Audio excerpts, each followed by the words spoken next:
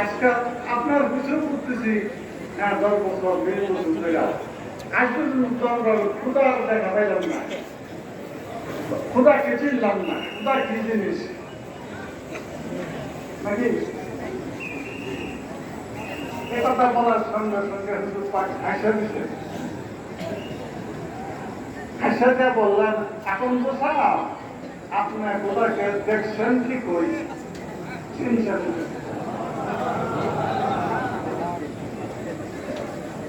দেখছেন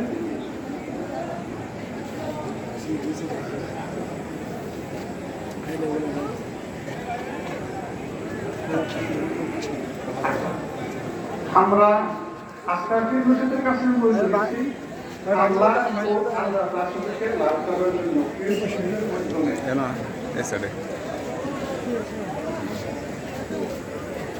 আমাদের আলেম সমাজ আল্লাহর দিদার সম্বন্ধে তারা